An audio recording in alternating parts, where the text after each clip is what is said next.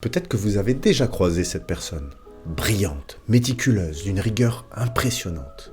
Rien n'est laissé au hasard, tout doit être parfaitement contrôlé. Mais derrière cette exigence de perfection peut se cacher autre chose. Un mode de fonctionnement psychologique beaucoup plus profond et rigide. Aujourd'hui, nous allons parler de troubles de la personnalité obsessionnelle compulsive.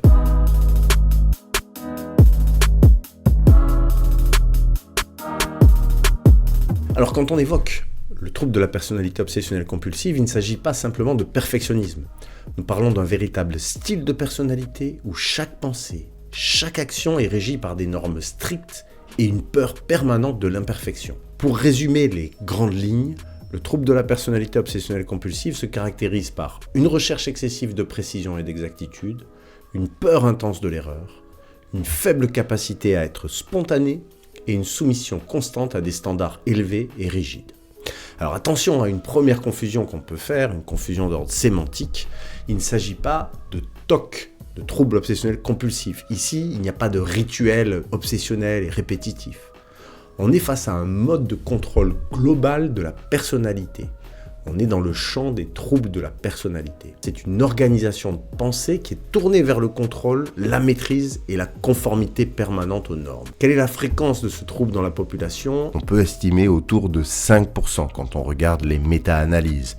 On peut être prudent et prendre un intervalle large entre 2 et 8%, avec autant d'hommes que de femmes concernées. Il y a des comorbidités, c'est-à-dire d'autres troubles qui s'associent statistiquement de manière plus importante que face à la population générale, les troubles anxieux, les épisodes dépressifs, les tensions relationnelles, qu'elles soient personnelles ou professionnelles, et des accès de colère lorsque le contrôle est mis à mal. Dans certains cas, avec ces comorbidités, le risque suicidaire peut s'élever énormément. Alors pourquoi parler de ce trouble ? Déjà parce que il est souvent sous-estimé. Derrière un fonctionnement qui peut être socialement valorisé, la souffrance est réelle et elle est trop souvent et trop longtemps ignorée. Pour comprendre ce trouble en profondeur, il faut maintenant aller voir comment ces normes se mettent en place et viennent dominer le fonctionnement psychologique de la personne qui en souffre. Bienvenue dans la tyrannie des normes ou le trouble de la personnalité obsessionnelle compulsive.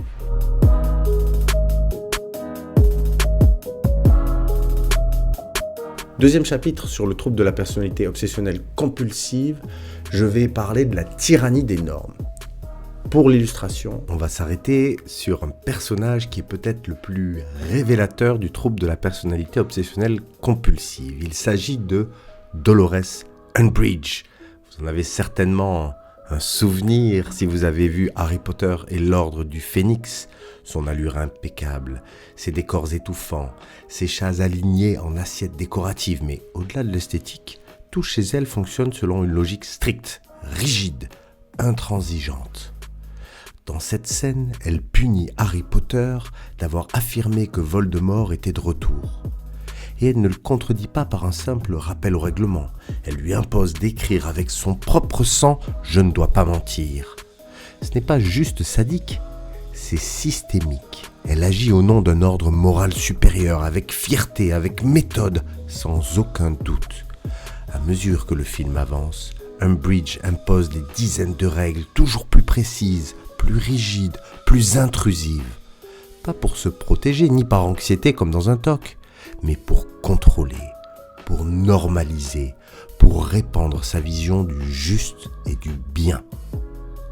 Et c'est là que son fonctionnement devient clinique, on pourrait dire.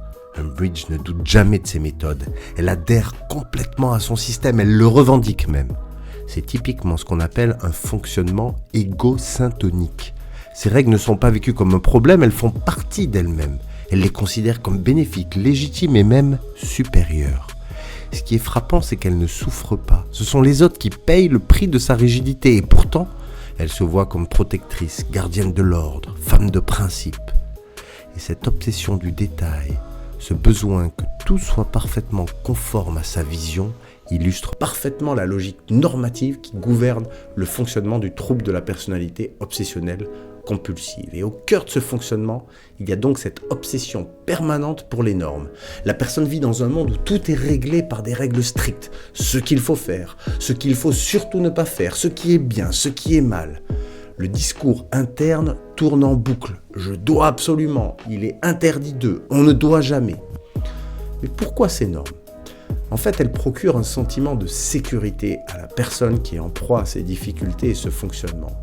Respecter les normes permet d'éviter l'erreur. L'émotion est perçue comme dangereuse. Exprimer une émotion, c'est risquer de perdre le contrôle. Être spontané, c'est risquer la faute. Les émotions et la spontanéité deviennent synonymes de danger.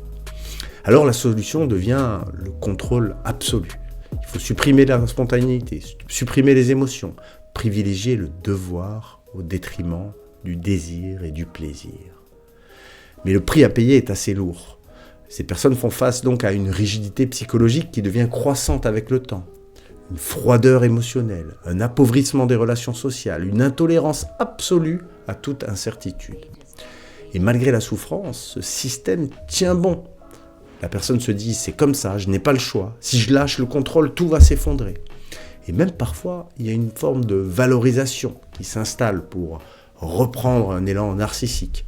Les personnes se disent qu'elles sont plus éthiques que les autres, qu'elles sont les seules à vraiment respecter les règles. Je vais poursuivre cette série avec un 3e chapitre pour expliquer comment ces normes s'enracinent. Et pour cela, il faut remonter à l'enfance et la construction de la personnalité. Allons voir l'expérience biographique des personnes qui fonctionnent selon le trouble de la personnalité obsessionnelle compulsive.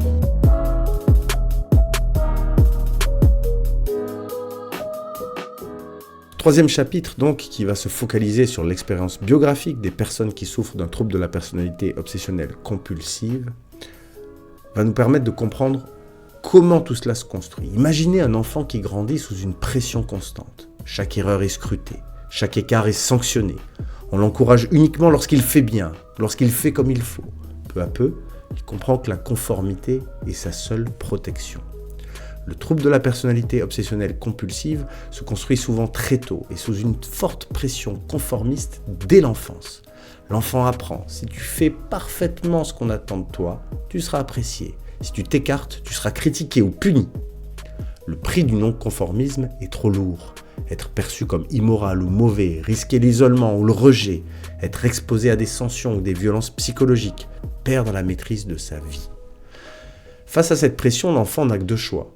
La rébellion, mais souvent risquée ou impossible, ou l'adaptation rigide par l'internalisation des normes.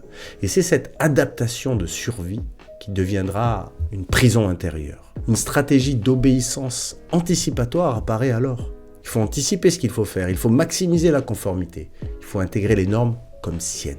Les conséquences émotionnelles sont aussi importantes, les émotions sont progressivement écartées. Les besoins personnels s'effacent, les désirs spontanés disparaissent, les émotions deviennent elles-mêmes source d'irritation et de danger. Une fois que ces normes sont solidement installées, les conséquences sur les émotions et les relations deviennent lourdes. Observons maintenant ces impacts émotionnels et sociaux avec le chapitre numéro 4. Le trouble de la personnalité obsessionnelle compulsif, on l'a vu, est régi par des normes, un fonctionnement rigide et s'enracine dans l'enfance. Et une des conséquences se porte sur les aspects émotionnels et relationnels. Et pour aborder ce versant-là, cette conséquence, je vais prendre un exemple bien connu encore une fois. Miranda Priestly, la redoutable rédactrice en chef dans Le Diable s'habille en Prada.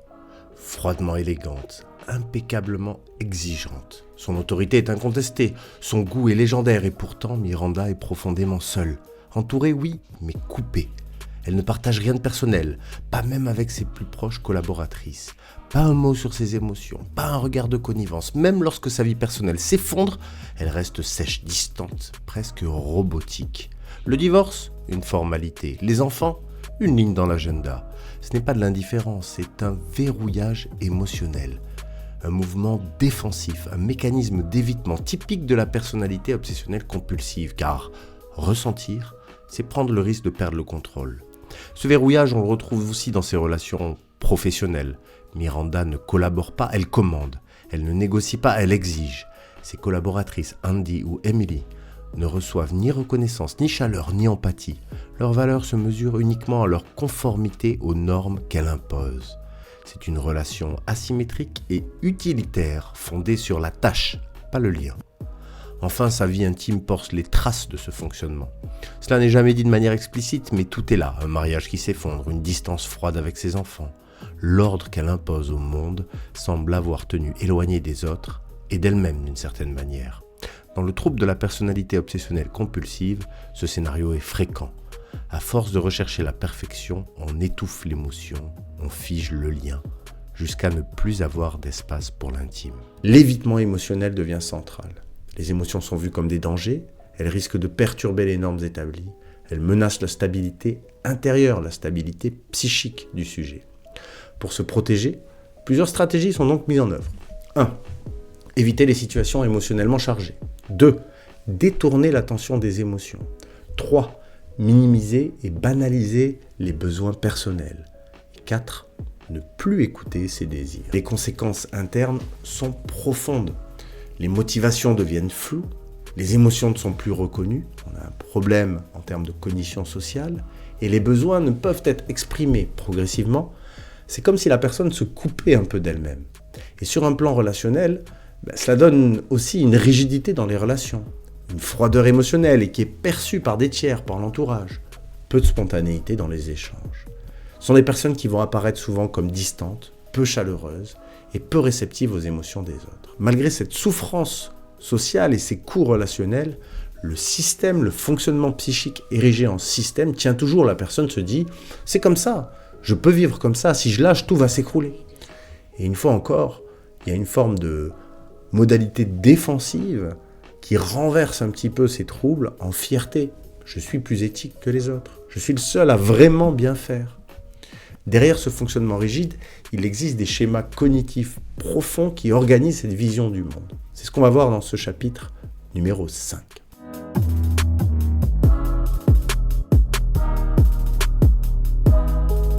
On continue notre exploration du trouble de la personnalité obsessionnelle compulsive avec ce 5e chapitre sur les schémas cognitifs et défensifs. Pourquoi ce besoin de contrôle total ? Pourquoi nier ses émotions et ses désirs ? Nous allons voir les croyances les plus profondes à l'œuvre qui articulent ce fonctionnement psychique. Il y a 3 grands types de schémas qu'on peut dessiner. 1. Une infériorité et une dévalorisation. Je ne suis pas acceptable, je suis toxique, je suis profondément mauvais. Il y a une culpabilité excessive. Si je fais des erreurs, je cause du tort. Je dois tout réparer, tout prévenir. Et enfin, une sorte de vide intérieur. Je n'ai pas de valeur par moi-même. Et pour compenser ce trio de croyances, la personne développe des croyances défensives. Si je respecte parfaitement les règles, alors je vaux quelque chose. Je suis supérieur moralement. Et enfin, je suis irréprochable. Mais pour maintenir ce système, il y a plusieurs stratégies qui s'installent. Le contrôle rigide des pensées, la réduction de la conscience émotionnelle, la rationalisation. C'est pour le bien de tous que je fais ça. Et la dévalorisation des autres qui sont jugés plus faibles, moins moraux. La logique devient, si je laisse mes émotions ou mes désirs s'exprimer, alors je vais faire des erreurs et prouver que je suis mauvais. Donc, je dois tout contrôler. Une telle organisation psychique rend l'accompagnement thérapeutique délicat.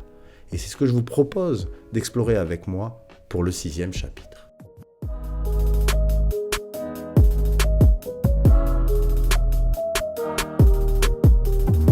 Alors ce 6e chapitre sur le trouble de la personnalité obsessionnelle compulsive va plutôt être intéressant pour les collègues psychologues ou les étudiants en psychologie. On va parler d'égosyntonie et de la thérapie. Et c'est là où je vais revenir sur la différence entre les TOC et la personnalité obsessionnelle compulsive. Ces 2 éléments sont souvent associés, mais à tort. Ce sont 2 entités cliniques qui portent un nom similaire, mais elles diffèrent profondément dans leur nature, leur expression et la façon dont elles sont vécues par la personne surtout. Le TOC est un trouble anxieux. Il se manifeste par des obsessions comme des pensées intrusives, envahissantes et des compulsions, des rituels ou des actions répétitives destinées à soulager l'angoisse. Le trouble de la personnalité obsessionnelle compulsive, lui, est un trouble de la personnalité.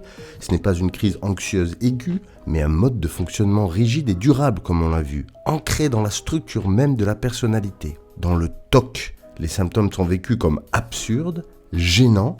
C'est ce fonctionnement qu'on nomme égo-dystonique. La personne souffre de ses pensées, elle veut s'en débarrasser, alors que dans le trouble de la personnalité obsessionnelle compulsive, au contraire. Pour eux, ce fonctionnement n'est pas un problème, mais une manière normale de vivre. Ils ne l'interrogent pas. Les patients avec un trouble de la personnalité obsessionnelle compulsive consultent rarement spontanément. C'est ce fonctionnement qu'on nomme égosyntonique. La personne adhère à ces exigences. Elle ne les remet pas en question. Dernier point sur ce différentiel entre les deux troubles, le TOC implique souvent des rituels très visibles comme se laver les mains, vérifier, compter. Les gestes ont un but, celui de réduire l'angoisse immédiate. Dans le trouble de la personnalité obsessionnelle compulsive, il se manifeste un perfectionnisme extrême, une rigidité morale, organisationnelle, une obsession des normes, on l'a vu, mais sans ces rituels anxieux apparents. C'est une manière globale d'être au monde, pas une réponse à une crise. Et cette distinction est essentielle car on ne traite pas un TOC comme un trouble de la personnalité. Dans le trouble de la personnalité obsessionnelle compulsive, le problème n'est pas ce symptôme isolé, mais le système de valeurs et de normes qui structure la vie psychique. Alors quand est-ce que ces patients consultent ? Ils consultent pour leur comorbidité, pour des troubles anxieux ou dépressifs, pour des conflits relationnels qui sont devenus ingérables, pour des crises émotionnelles soudaines, ou pour un isolement social qui devient insupportable. Un des patterns qu'on va retrouver en thérapie, c'est une forme d'ambivalence. Il y a une reconnaissance partielle des difficultés, une forte peur du changement, et une crainte de l'effondrement total en cas de lâcher prise.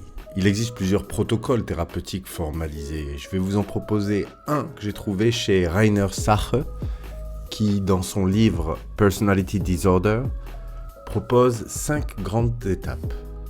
1. L'alliance thérapeutique doit être solide. L'idée, c'est de ne pas s'opposer frontalement aux règles et aux normes du patient.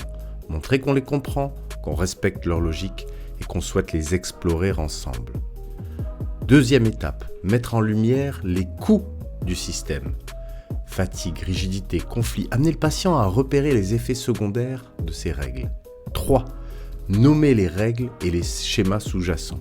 Par exemple, je dois toujours contrôler les choses, je ne dois jamais me tromper, les émotions sont dangereuses. 4e étape, tester des zones de flexibilité en expérimentant des micro-dérogations aux règles dans un cadre sécurisé. Par exemple, accepter qu'une tâche ne soit pas terminée parfaitement. Et 5 enfin, ancrer les changements dans le quotidien. En travaillant sur des situations très concrètes, avec un objectif, retrouver une forme de liberté, de spontanéité, sans renier ses valeurs. Travailler avec une personnalité obsessionnelle compulsive, ce n'est pas casser cette structure, c'est comprendre ce qu'elle protège, c'est honorer les valeurs qui y sont inscrites, sans les laisser devenir une prison. C'est redonner de la place au vivant, à l'imprévu, à l'humanité, même dans ce monde d'exigences fortes. Le trouble de la personnalité obsessionnelle compulsive n'est pas une question de perfectionnisme, c'est une organisation défensive, complexe, qui est protectrice face à une insécurité, qui est une source de rigidité et de souffrance, mais qui est accessible au changement avec une approche respectueuse, patiente et progressive.